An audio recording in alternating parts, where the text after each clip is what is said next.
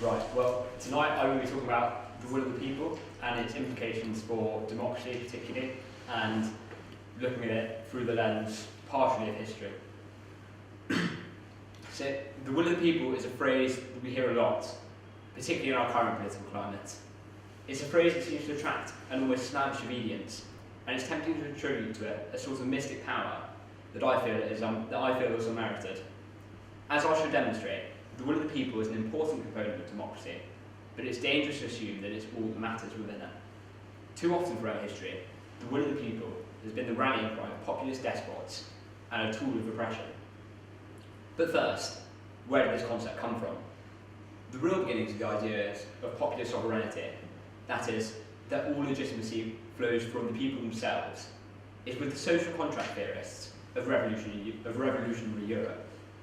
The Englishman John Locke, writing around the time of the Glorious Revolution in England, which happened around 1688, claimed that the relationship between the king and the people was that of a social contract, and that should the sovereign violate the people's trust, then they have every right to replace him, just as the people of England had done in 1688 when they deposed James II.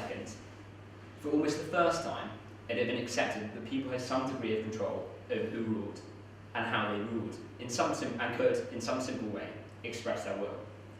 However, this control, crucially, was not the same as authority. It would appear, according to Locke's view, that sovereignty lay with the king. As for Locke, people were a check on power, but they weren't the source of the power itself. It would take another 75 years for the idea that true sovereignty lay with the people to fully develop. Around the 1760s, the French philosopher Rousseau, the philosopher who is credited with inspiring the French Revolution, made the distinction between the will of individuals and the general will of citizens.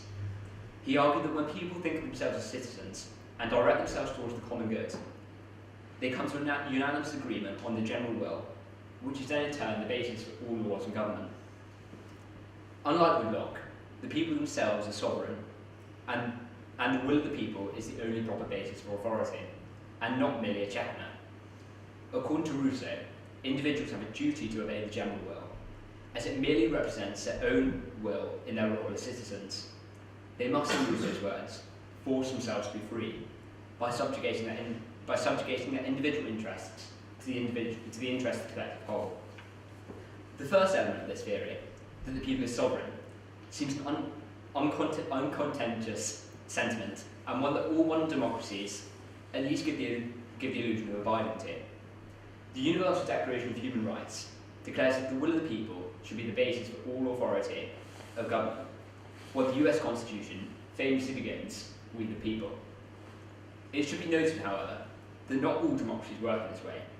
It is perhaps mistaken, for example, to regard the people of this country as the sovereign body. I'll come back to this in a few minutes. First, however, we must consider the second major strand of Rousseau's thoughts, which is more troubling: the idea that the individual has a duty to obey the will of the people. When carried to its full extent, the will of the people is swiftly transformed into what John Stuart Mill termed the tyranny of the majority, with those in the minority having no choice but to submit to the wishes of the collective, denied any opportunity to even voice their objections. The majority gain the right to do whatever they want. Nothing is beyond the people's reach. Imagine if we were to run this room in such a way, would we call it democratic? Would it be within our rights to exclude certain people from the room? Perhaps even imprison one of you as enemies of the people? Of course not. It's clear then that the will of the people has some limits, and it must do if individual freedom can survive. The second problem with the will of the people is ascertaining exactly who the people are, and what their will is. In many ways, references to the people are in fact references to a constructed narrative, and not to a real collective unit. Within society, there are millions and millions of different views on millions of different issues, and it's nearly always impossible to establish a clear, incontestable will. Instead, as is frequently the case, what is really meant is the will of a particular set of people, selectively defined so as to enhance a particular case. When the Russian revolutionaries talked of the people and their will, they did not mean the middle-class businessmen and the aristocracy. but workers, peasants and soldiers. Similarly, when Nigel Farage declared the result of the referendum victory was a victory for the real people of Britain, he made abundantly clear that the 48% of the nation on the other side were not, despite what they may have thought, real. They must have been elites or un-British, perhaps. It is this particular characteristic, the selective definition of the people, that leads to the paranoia which goes hand in hand with populism. When the will of the people relies on a carefully constructed narrative, then every small act of opposition becomes a threat, and those professing to be defenders of the people must constantly seek to ensure that their trickery cannot be exposed. Those who oppose the narrow majoritarian interest are branded enemies of the people and must be defended against. At its worst, this approach leads to the legitimisation of violence and terror, as happened after the French Revolution, when as many as 17,000 people were put to death as part of the Reign of Terror. One of the revolution's leading lights, Robespierre, claimed that the people are sublime, but individuals are weak, meaning that any degree of violence and intimidation was acceptable in defence of the popular will. Similarly, another issue of the will of the people, and another characteristic, is that it's almost always set up in opposition to something, rather than in favour. We see the will of the people is always set against the elite, or the bourgeoisie, and this is exactly how populism sustains itself. It's almost a search for the real people in society, set against some distant and constructed narrative of the oppressors.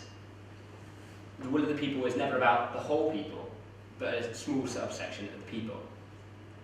Furthermore, references to the will of the people present the people's will as a settled matter that's not up for debate. For example, today, the will of the people regarding the EU referendum appears completely settled. They're not presented with an opportunity to change their mind. Whereas I feel that the will of the people is a continuous event that should not be treated in this way. Furthermore, there's an additional issue of working out what exactly the people want and ascertaining whether that is in fact the correct route.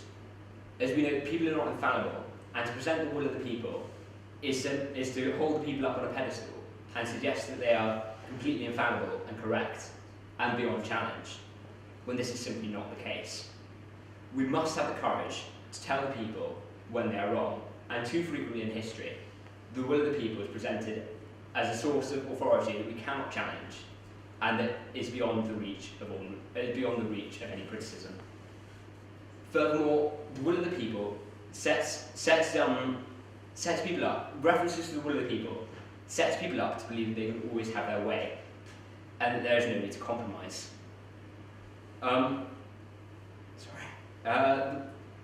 It presents the will of the people as the most important thing in any democracy.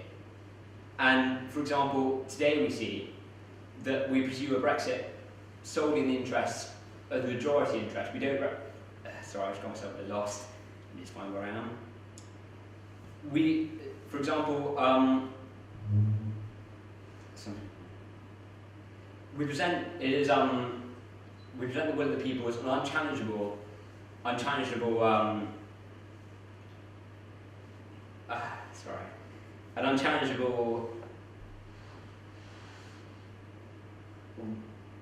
the will of the people is presented as unchallengeable, and we must always abide by the majoritarian interest.